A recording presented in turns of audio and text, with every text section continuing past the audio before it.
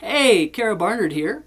I am going to teach you my version of grandfather's clock, as in my grandfather's clock. We're going to use my banjo fingerstyle technique that I use banjo rolls a lot on my dulcimer, and I'm going to play this for you, and then I'm going to teach you very slowly through a series of warm-up exercises I've given you how to get these fingers ready to play this style. At the end of this video, I'm also going to play the harmony version I wrote for this in case you have a friend that wants to try to keep up with you on it. Again, you can visit karabarnard.com and pop me a message. Let me know that you need the actual tablature for this, and I'll send that out to you. Let's give this a try. This metronome set at 144. Make no promises, because my fingers aren't cooperating quite as well as they were last night. Give them a good stretch. This is a really good stretch, by the way. You put your hands, palms right together, like this, and keep them straight up and down, but move your fingers over and hold, like that, okay? Now, a lot of times you really need to do this exercise for your left hand, but this morning I need to do it for my right, because my fingers are really saying, hey, banjo rolls, not so cool when you're 60 years old, all right? Let's give it a try. Here we go. Enough chitter chatter. 1, 2, 3, 4.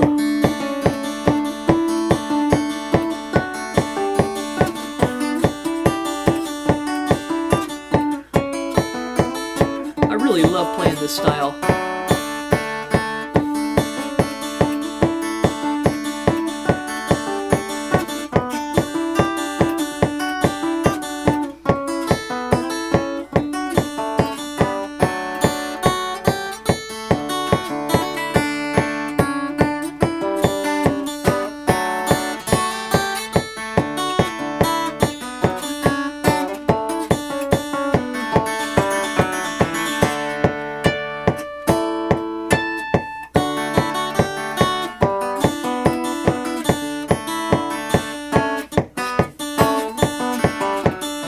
That's kind of wild.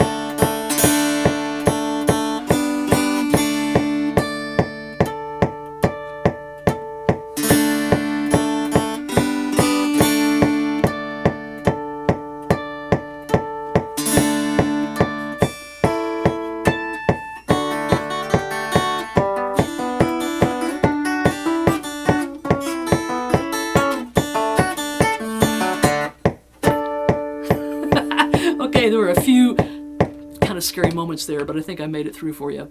All right, let's take a look at the sheet that I have given you. And again, go to karabarnard.com to request this sheet. The sheet that I'm giving you, if you don't already have it, it's going to look like that. Let's see if I can get that.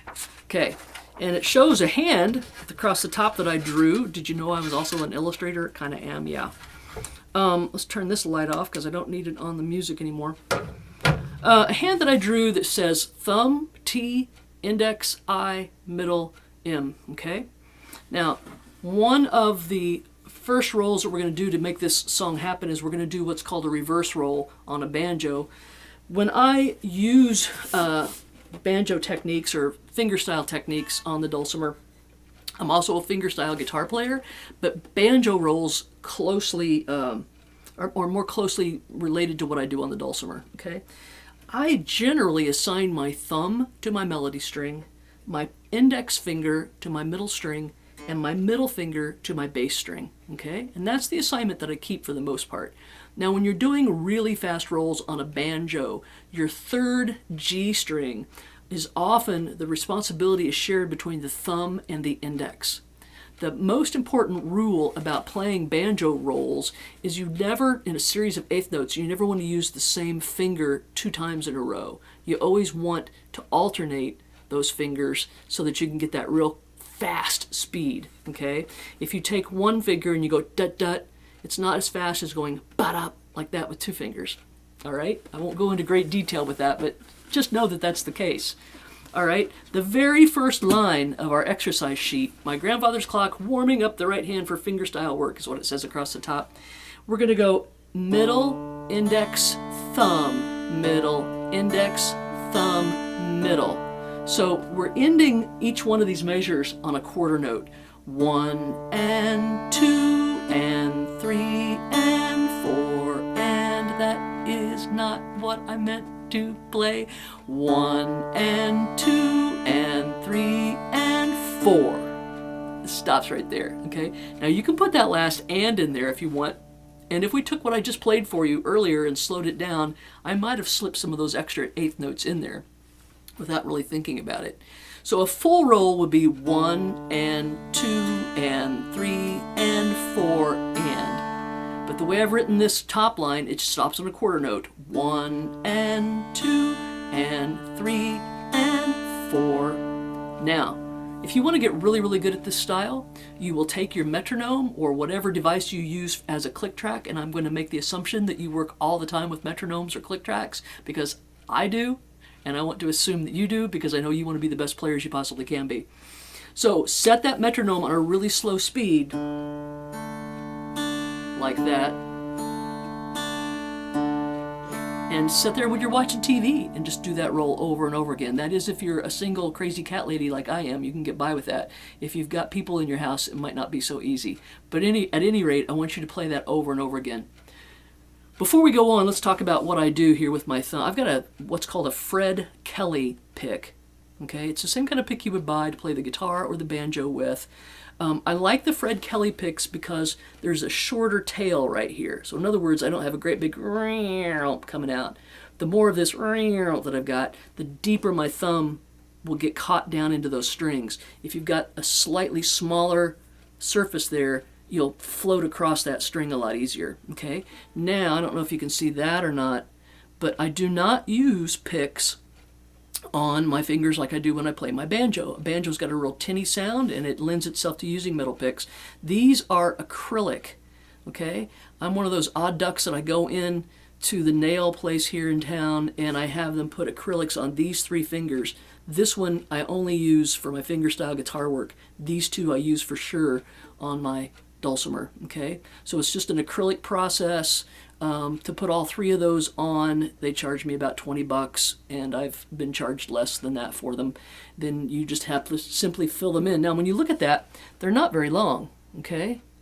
I just want them to be long enough to be seen over the top of my fingers, okay? Now, fingerstyle guitar players, you see those guys, they grow out these great big long nails sometimes. They all do it a little bit differently. I've never found the need for a great big long nail. Okay, once again, I want my finger to go across the string and I want that nail to catch it. I don't need 5 inches of nail out here to accomplish that, okay? So acrylics are a great alternative even for guys. See, that doesn't look, see, this finger doesn't have one, my thumb certainly doesn't have one. It doesn't look that odd, does it? Okay, all right. All right, let's look at the second line. The second line starts with the same roll, but that 4th beat, we're actually using our middle and our index to pick both of those strings, like that. So do that a few times and get used to it. This is line 2, the very last beat of the first measure, okay? So that first measure of line 2 is going to sound like this. Middle, index, thumb, middle, index, thumb, middle and index together. Okay, let's repeat that a couple of times. 1 and 2 and 3 and 4. 1 and 2 and 3 and 4. Okay, another thing I want to talk to you about is I take the palm of my hand and I lightly rest it on my bridge. Now, I don't amazingly enough, I don't lose a lot of sound on my McSpadden. Other dulcimers I can do that for, and as soon as you touch that bridge, you dampen the sound. On the McSpadden, I think it's probably because it's ebony on ebony here, it really doesn't care that I put my palm down there. Now McSpadden also makes a really neat device that will go over your strings like this that you can rest your palm on.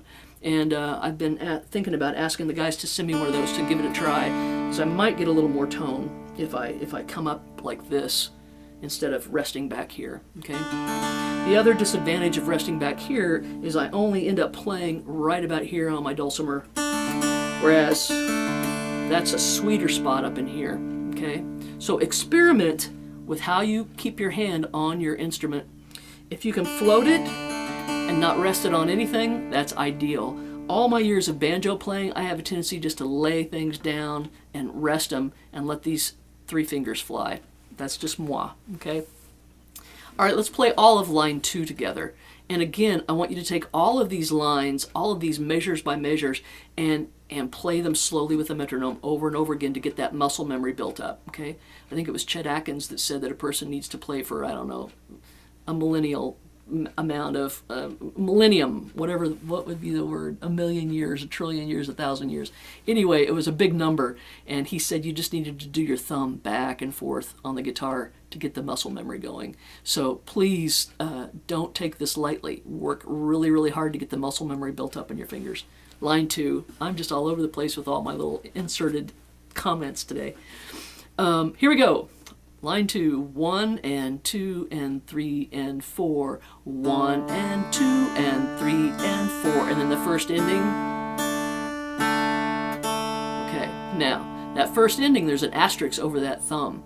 That's what it goes back to the beginning, what I was saying. You can either use your thumb or your index on that. I'm probably going to use my thumb because it just feels more natural. See if you can watch my right hand. Okay, that's with the index on that last beat, first ending.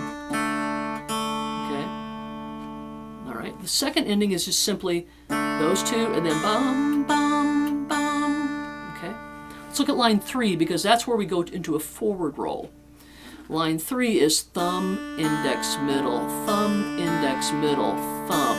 I want you to repeat that first verse, first measure over again, over and over again. Sometimes my thoughts come faster than my words do. Okay?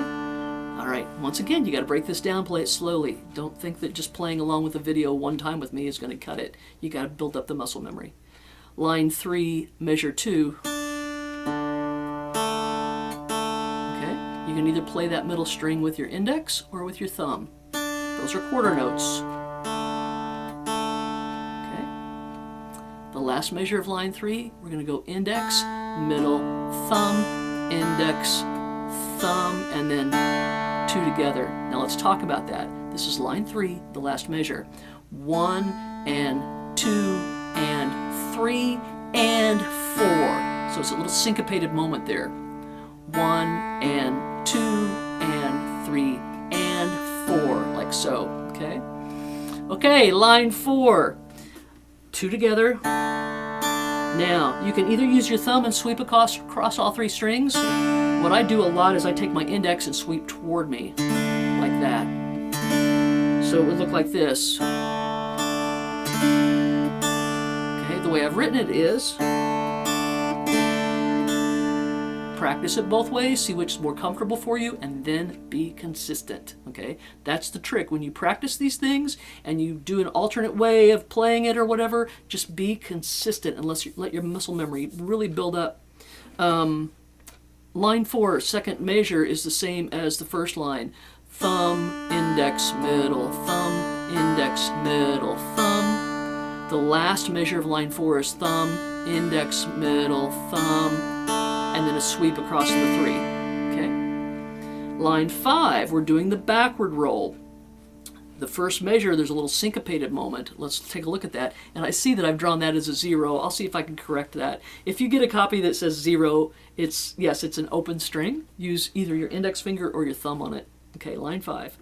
1 and 2 and 3 and 4 and. Okay, that's kind of almost like a forward reverse roll on the banjo. Actually be a reverse forward because we're going backwards first. Okay, line 5, let's look closer at that measure. 1 and 2 and 3 and 4 and. Okay, 1 and 2 and 3 and 4 and. Okay, now the second measure of line 5 is one of my favorite things to do. Is I love to throw in triplets. Triplet, triplet, triplet, triplet. I just think they sound cool. You're going middle, index, thumb. Triplet, triplet, triplet, triplet, triplet, triplet. And if you count triplets, 1, 2, 3, 4, 1, 2, 3, 4. Okay? A triplet, is a triplet. It is not 16th notes. 16th notes could sound like this: 1E and 2E and 3E and 4E and 1E and 2E and 3E and 4E and, or 1E and 1E and let's see, 1E and 2E and 3E and 4E and lots of different ways to play 16th notes. When you play 16th notes, when you play 3 16th notes, there's going to be a pause in there somewhere, because there's going to be a missing 16th. That fourth 16th, wherever you choose to put it, is not going to be there, so that it gives it a little bit of a lopey pause area, whereas triplets are steady. One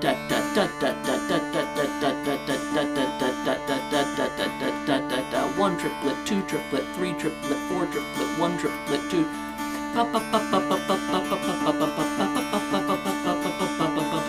Okay. Now the next two measures are just going to get you ready for that, the harmonic pops. Okay. Line 6, we pinch. Okay. Now I should have probably said this at the beginning. You can actually play this whole thing flat picking if you want.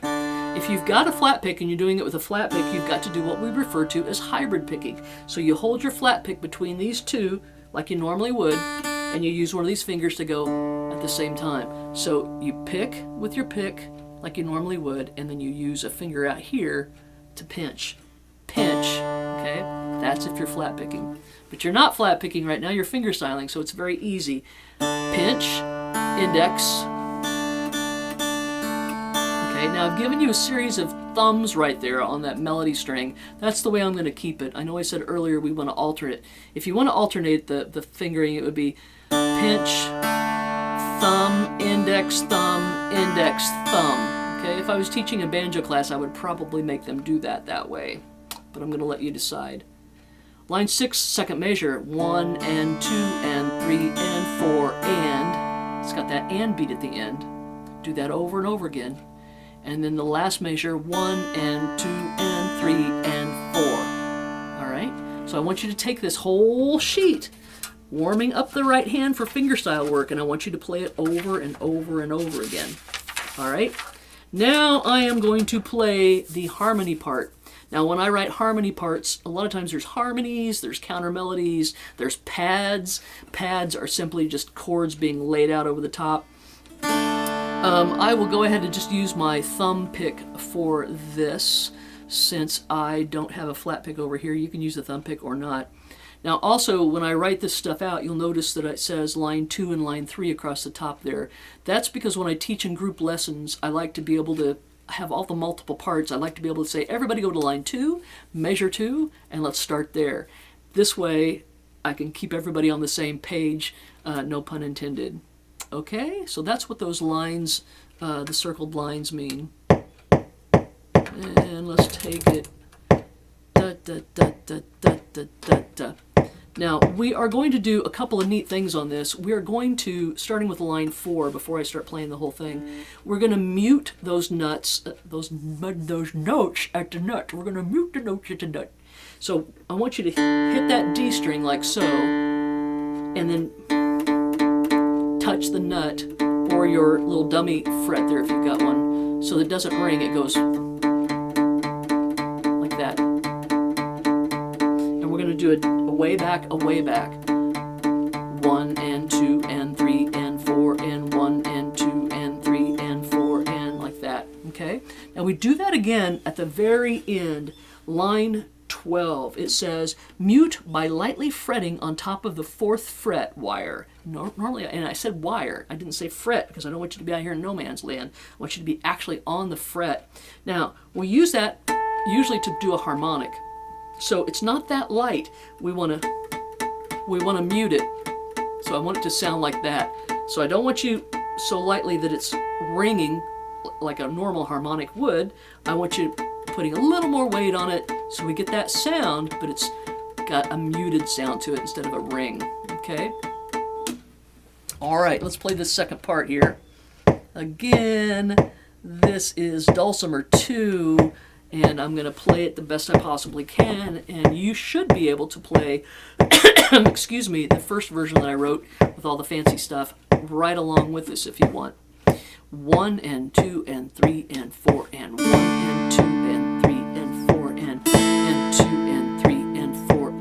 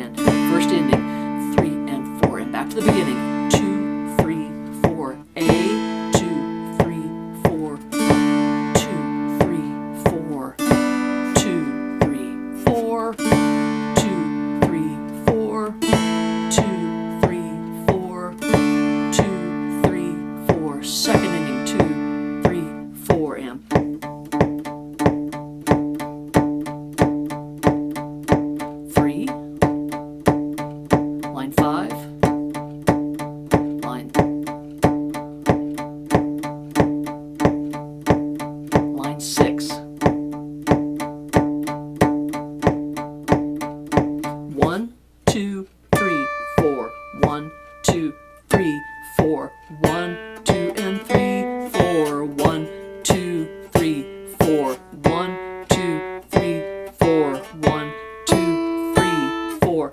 1 and 2 and 3, 4. 1, 2, 3, 4. 1, 2, 3, 4.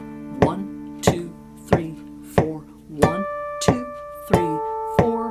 1, 2, 3, 4. 1, 2, 3, 4. 1, 2, 3, 4. 1, 2, 3, 4. 1, 2, 3, 4. 1, 2, 3, 4. 1, 2, 3, 4. 1, 2 and 3, 4. 1, 2, 3, 4. 1 and 2 and 3 and 4 and 1 and 2 and 3 and 4 and 1, 2, 3, 4. 1, 2, 3, 4. Now you put that together with the first version that I played for you and it's going to sound really, really cool. All right, please let me know if you have any questions about this. Request the tab by just sending me a note via karabarner.com. You can also go to karabarner.com and click the link that says Advanced Lessons with Kara or whatever, and that'll take you to all the videos of all the other songs I've done. Once again, some of you don't see me on a weekly basis or even in person. Some of you are on the other side of the country. You can still request the tablature for these songs and play along with me. Okay? Hope you have a great time with this piece, and I'll see you soon. Thanks. Bye-bye.